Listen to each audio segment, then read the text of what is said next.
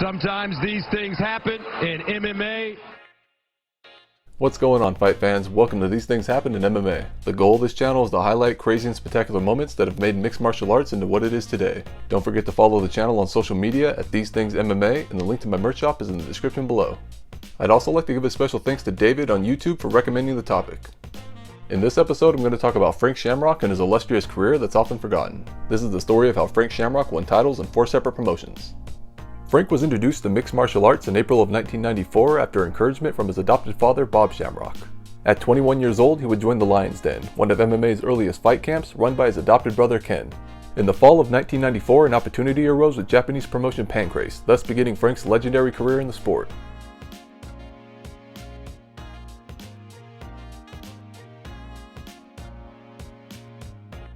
Frank Shamrock made his MMA debut against Dutch kickboxer Bas Rutten, who was already 6-2 and one of the world's top fighters.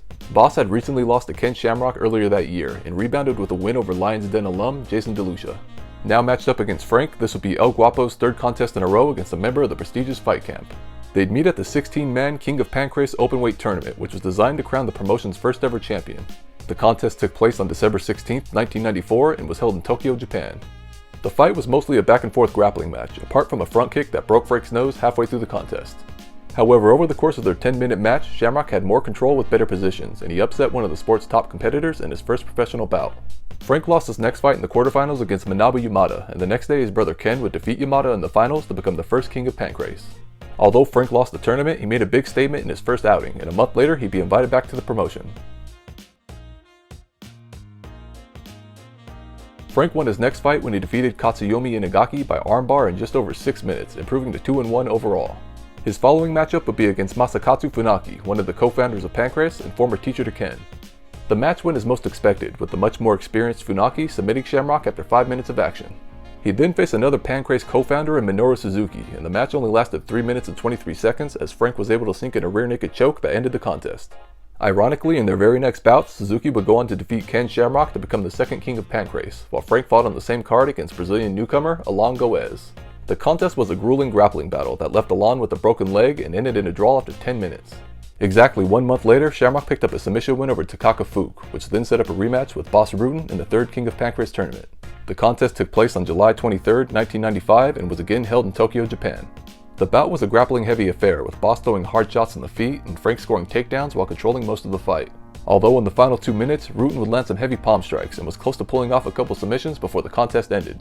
When the fight was over, Bas won a close split decision and handed Frank the 3rd loss of his career. Shamrock bounced back with a victory over Takafumi Ito by rear naked choke, and the win led to a 2nd fight against Funaki.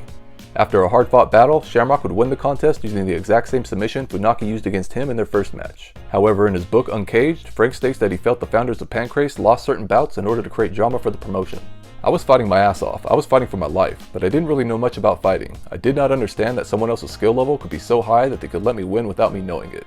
Later, when my skill level was as high as that, I knew something fishy had happened. I think Funaki let me get him into that hold and let me beat him. Afterwards, Shamrock would face Lion's Den teammate Vernon White and easily won the contest by leg lock for his 3rd victory in a row. In just under a year's time, Frank compiled a record of 7-3-1, and his next fight was to be a trilogy match with Bas Rutten, who recently became the 3rd King of Pancrase. However, in the lead up to the fight, Bas sustained an injury and was forced to withdraw from the contest. The promotion then decided to create an interim championship between Shamrock and Suzuki, with the winner to unify the title against Rutten on a future date. The bout took place on January 28, 1996 and was held in Yokohama, Japan. Suzuki proved to be a handful for Shamrock throughout the contest, with the fight lasting a tiring 23 minutes before Frank was able to lock in a knee bar and secure the interim title. It's a great honor to wear the belt. It's been a long road here. I'd like to thank a lot of people for getting me here. I'd like to thank my father, and my brother over there, and all the Lion's Den fighters, and all the Pancrase fighters, especially Mr. Funaki and Mr. Suzuki. And it's a great honor to be the King of Pancrase. Domo arigato.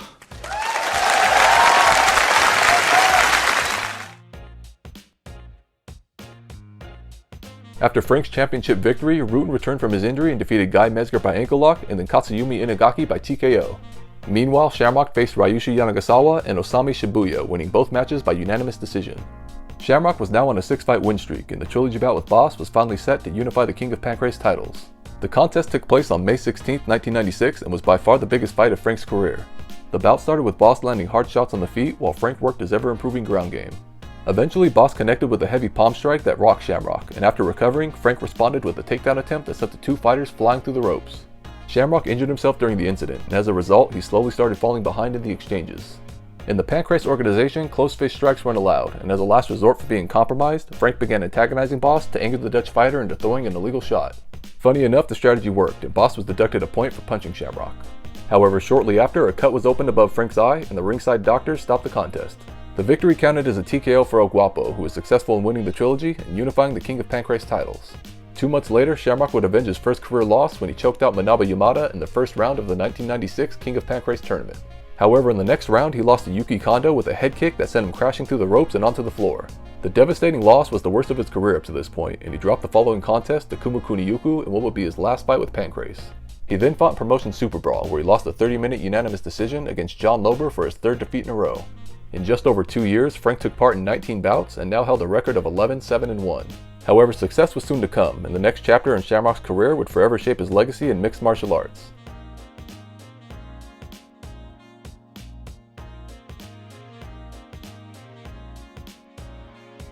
I like the rings, organization, their fighting style. I just want to fight.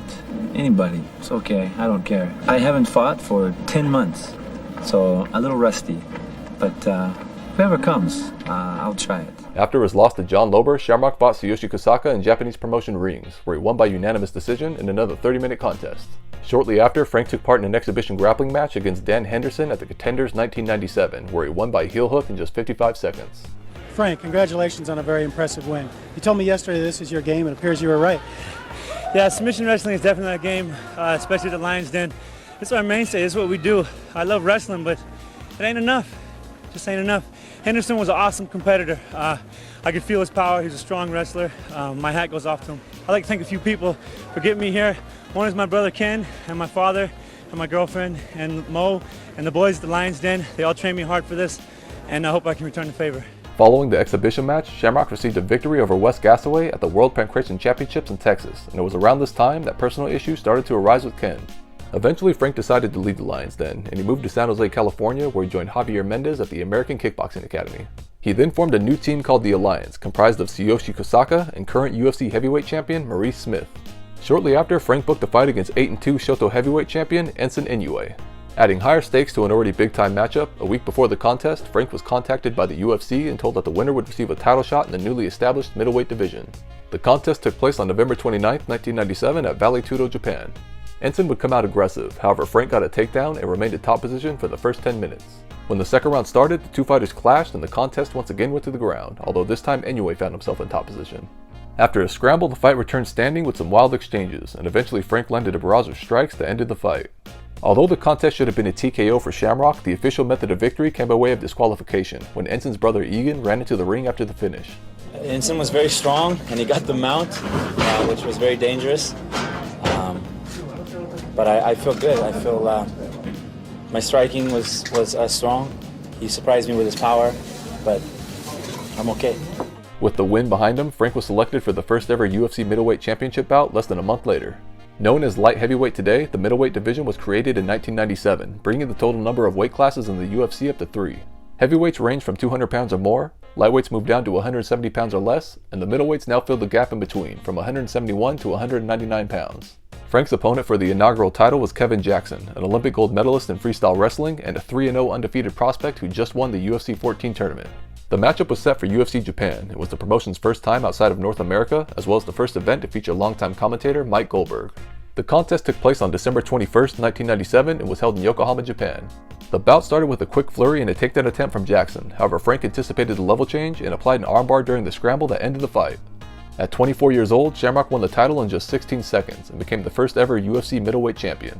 Frank, first of all, congratulations, first middleweight champion of the UFC. Did you really think this could happen so quickly, the fight?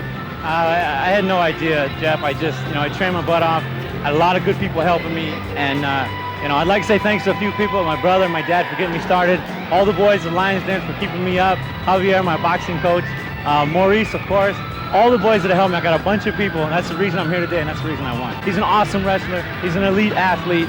I prepared for the worst. I just saw a few holes in the wrestling ability and in his fighting style, and I capitalized on it. I think I got lucky, but I was prepared.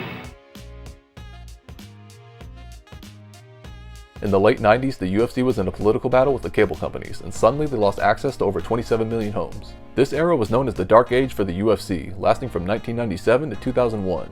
Frank's entire championship run occurred during this time, which in turn made it hard for many longtime fans to witness his rise in the promotion. For his first title defense, Shamrock took on Extreme Fighting's undefeated middleweight champion Igor Zinoviev. The Russian only had 5 MMA fights to his name, however he was a well-respected striker with judo skills who could stand with anyone. The contest took place on March 13, 1998 at UFC 16 in New Orleans, Louisiana. The bout started with a short filling out process until Zinoviev rushed in and was instantly knocked out by a slam from Shamrock in just 22 seconds. In back-to-back championship bouts, Shamrock finished in emphatic fashion and only competed for a total of 38 seconds. His second defense would come 2 months later against a gritty up-and-comer from Omaha, Nebraska named Jeremy Horn. Fighting at small regional shows in the Midwest and accumulating a record of 9-2-3, Horn would be invited to debut with the UFC as Frank's opponent for the Middleweight Championship. The contest took place on May 15, 1998 at UFC 17 in Mobile, Alabama. Within the first 30 seconds, Jeremy took Frank down and remained in top position for nearly half the fight. Very little action occurred until Frank created a scramble and attempted an unsuccessful guillotine choke. However, Jeremy once again got in top position where he controlled the fight until the end of the 15-minute regulation. The contest then went into a 3-minute overtime, and Horn would continue with relentless pressure until Frank was able to secure a knee bar and force Jeremy to tap out. Frank, congratulations. That was a close one. Yeah, thanks, man. Thanks, Joe. That guy was tough, man. Young and hungry. Those are the worst kind. Had you seen him fight before this fight? Yeah, I'd watched his tapes, but he never did nothing like that in his tapes. Well, I tell you, I wasn't off a little bit. I was just a little out of shape, and them young, hungry kids, man, they take you, All right, well, congratulations and good luck in whatever you do, baby. It was unbelievable. Thanks. With the second title defense behind him, Shamrock received the chance to avenge his most recent loss in a rematch against John Lober. Since beating Frank in their first contest, Lober compiled 5 losses with 1 draw, and the bout was purely a revenge fight for Shamrock. When I fought Lober the first time, I'm definitely meaner, more aggressive, and more technical. I've kind of come into my body and realized what it can do. Watch out. The matchup took place on October 16, 1998 and was the UFC's first event in Brazil. At the start of the fight, Shamrock attacked with leg kicks before locking in a tight guillotine choke that lifted Lober off the ground and onto the mat. The fight would return upright, and Frank attempted another guillotine choke that ended with Lober in top control. Eventually, Frank reversed the position, and soon enough the fighters were trading blows in the center of the octagon. Shamrock got the better of the exchanges, landing multiple leg kicks before connecting with the right hand that floored Lober. Wanting to punish his opponent, Shamrock allowed Lober back to his feet and landed a couple knees that sent him back down to the canvas. This time, Frank pressured with devastating ground and pound, and he battered Lober until he tapped out at the 7-minute and 40-second mark. Frank, congratulations again. You're like the greatest champion we've had. Congratulations on another great fight. I want to give a shout out to my brother Ken for supporting me, and I wish he was here right now. With Javier Mendez, Vic Chiropractic from my Vic, Maurice Smith, all my friends that got me here. You better keep making these, Bob. You better keep making them.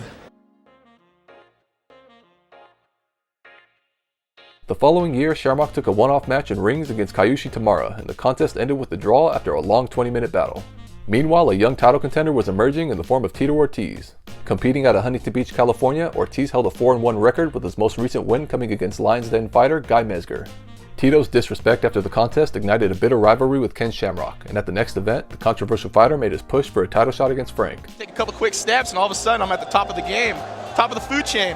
I don't know, hopefully Frank Shamrock will want to come out and sign the contract, and hopefully he'll come in here and have a little fun. I beat up on his 2 #1 guys that he used to train with. So I don't know if he has a doubt in his mind maybe, or if he does want to fight, but... Some quotes from your future opponent. He had beaten your friends, your former teammates, Guy Mezger and Jerry Bolander.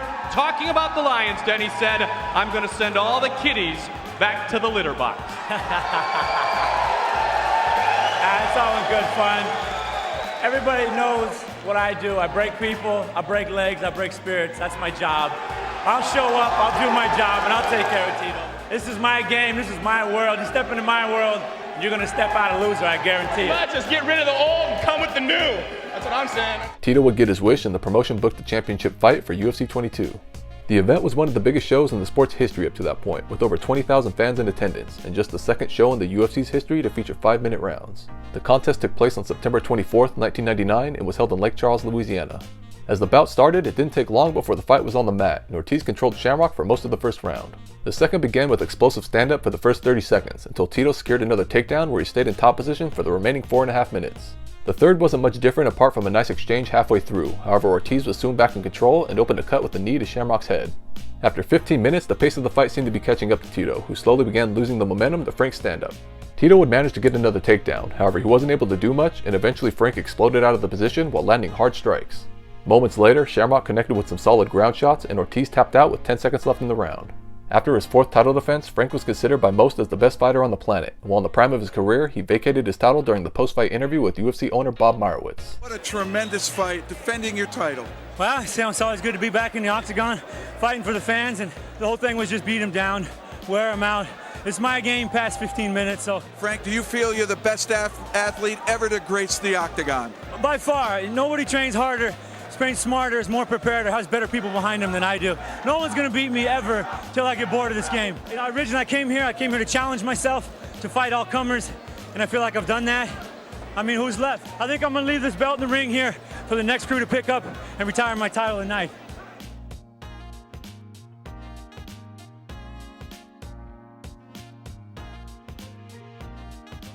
More than a year would pass before Shamrock returned to fighting, and in the early 2000s he had a couple of bouts with Japanese kickboxing promotion K1. First he fought Elvis Senosek at the K1 2000 Grand Prix where he won by unanimous decision after 15 minutes. Then 8 months later in 2001 he had a kickboxing match against Shannon Rich at K1 Las Vegas and won the bout after breaking Shannon's arm in just 56 seconds. Another year and a half had passed until Frank fought again, and he signed a bout in 2003 with the WEC. The organization was less than 2 years old, and as an up-and-coming promotion, needed to establish new champions. In turn, a bout was made for the inaugural light heavyweight title between Frank Shamrock and 5'2" Arizona native Brian Pardo. The reason why I'm here doing this fight is I want to make it okay to kick someone's ass, because there's nothing wrong with it. As long as you got respect and you do it, clean and proper and everybody's taken care of. This sport changed my life and made me a better person. And I think it could do that for a lot of people, youth, family, everybody. There's something very powerful about the martial way that we live. Having respect, having discipline, dedicating yourself to something, and then becoming a better person because of that. With Frank in the main event, the show was billed as the return of a legend, and the contest took place on March 27, 2003 at WEC 6 in Lemoore, California. The bout started with a few leg kicks from Shamrock until Pardo connected with a fast right hand and charged forward with the takedown. Pardo controlled Shamrock on the ground for over a minute, until suddenly Frank locked in an armbar that forced a tap at 1 minute and 46 seconds.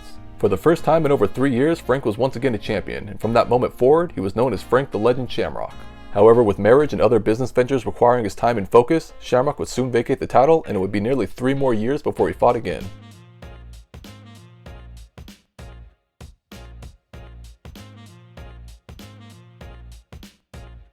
In 2006, Frank started talking with longtime friend and promoter Scott Coker about his brand new promotion called Strikeforce MMA. Coker proposed a fight against Brazilian Jiu-Jitsu black belt Cesar Gracie, and when Frank accepted, he continued the legacy of Shamrocks versus Gracie's that dates back to 1993. Leading up to the event, there was also lots of talk about Cesar's record, as he claimed to be undefeated in Brazil at 14-0. However, footage of any supposed matches that he had couldn't be uncovered. It kind of renews the grudge between the Shamrocks and the Gracies. Yeah, everyone knows the Shamrock Gracie, legacy. Started at the very first UFC, and it's going to finish here on March the 10th. It's my coming out party. Been waiting to fight one of these Gracies for a long time, and I finally got one dumb enough to step in the ring with me, so I'm pretty excited about it. But as far as I'm concerned, if you open your mouth, you deserve to have it shut. Experienced, not experienced. The Gracie name is a very powerful name, but they obviously know what they're doing, and we'll see how they match up against Shamrock submission fighting. Strikeforce Shamrock vs. Gracie will become the first MMA event sanctioned in the state of California, and the show was packed with over 18,000 fans. The contest took place on March 10, 2006 and was held at the HP Pavilion in San Jose, California. Shamrock started the fight with some body kicks, and just 20 seconds in, Frank connected with a right hand that put Cesar away while his corner threw in the towel.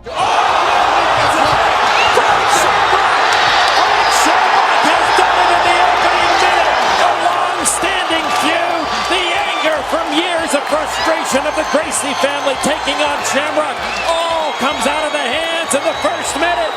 Welcome back. Thanks, bro. Nice to be back. What does it mean after a couple years to be back in this place main eventing again? Well, what no one realizes, I never stopped training. I'm a martial artist. I teach martial arts every day. This is just a celebration, bro. What is it like to be a part of this in San Jose, your hometown, the first ever show, 18,000 plus? Hey, there is nothing more exhilarating than walking out to these people They powered me up. They charged me up. San Jose, you guys are the greatest, man. Thanks for coming out. We set a record tonight. I'm back. I'm here. Anybody want some? Here's where I'll be. After the highlight reel victory, Frank was then scheduled to face the New York badass Phil Baroni in December of 2006 for the Strikeforce middleweight title. However, Baroni wasn't willing to take a pre-fight drug test beforehand, and the bout was postponed. In the meantime, he booked a contest against another member of the Gracie family when promotion Elite XC secured a TV deal with Showtime and offered him a fight on their inaugural event. This time he'd be taking on Renzo Gracie, whose submission skills were well known in the MMA world, and the bout was again promoted as a fight for family legacy. You're a living legend. He's a living legend. If you get the victory, what does this do for you in moving forward in your career? He gets me ready for the next one, so I can't wait for the next one. He's definitely an extreme athlete, very well prepared, very good condition, and has very fast and heavy hands. So you gotta make sure that I keep this head out of the way if I want to keep my good looks, you know. You took 7 years off, came back about a year ago. You have pretty much your pick of opponents. Why Renzo Gracie? What's so attractive about him? Enzo's the best of the Gracies, best of the ground guys, and as far as I'm concerned, one of the best jiu-jitsu guys in the world. I've always wanted to fight the Gracies, and when they said I could fight a Gracie, I picked the best. If you damage Renzo Gracie tonight, win this fight, what's next for you? Where does your career go after this? Well, after this, I got Phil Baroni. I got him signed. He's my next victim. But other than that, I'm waiting for stars to rise up in the sport like I did when I built this thing. The contest took place on February 10th, 2007 and was held in South Haven, Mississippi. Shamrock came out active on the feet until Renzo decided to close the distance and secure a takedown. After being controlled for over a minute, the fight was stood back up and Frank continued his attack. Eventually, Renzo got another takedown, although he couldn't inflict much damage, and the fight remained on the mat until the end of the round.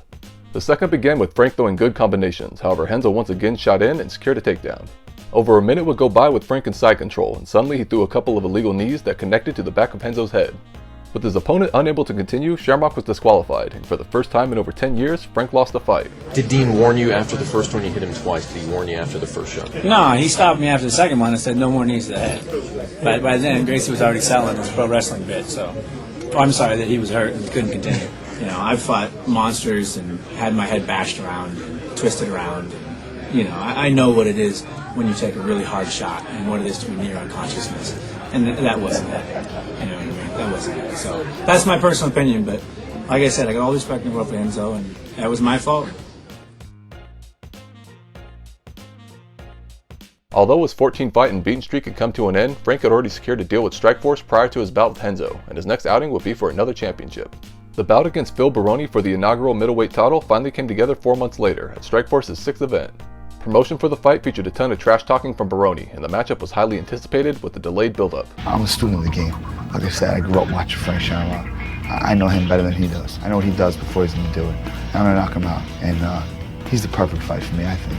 When I walk out in the arena, I take the energy of the people and I allow it to flow through my body like an electrical charge. By the time I walk in that ring, I could light light bulbs with my hands. I am so energized. And I take all that pure energy and I focus it on destroying my opponent.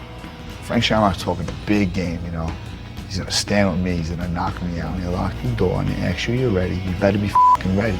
Because I'm gonna be ready. And I'm coming for you, bro. I'm coming to get you. The contest took place on June 22, 2007 and was again held at the HP Pavilion in San Jose, California. The action started right away, with Shamrock landing knees to the body and Baroni throwing an abundance of strikes in return. Both fighters stood and traded blows until Shamrock landed a huge combination that dropped Baroni, who somehow survived the vicious onslaught that followed. Seconds later, the fight was momentarily stopped, and Frank was deducted a point for an illegal strike to the back of Baroni's head. The fight continued, and right away, Baroni got a takedown. However, Shamrock inflicted more damage while the contest remained on the ground. When the fighter stood up, Frank hurt his opponent multiple times with a barrage of combinations, and an exhausted Phil Baroni shot in for one last takedown at the end of the round. The second began with both fighters trading for over a minute. However, Baroni started to fade, and Shamrock was more successful in the exchanges. Phil was tough and hard to put away though, and the two continued to throw in the center of the cage for another minute. Soon enough, Frank dropped his opponent again with a hard combination, and moments later he secured a rear naked choke that put Baroni to sleep.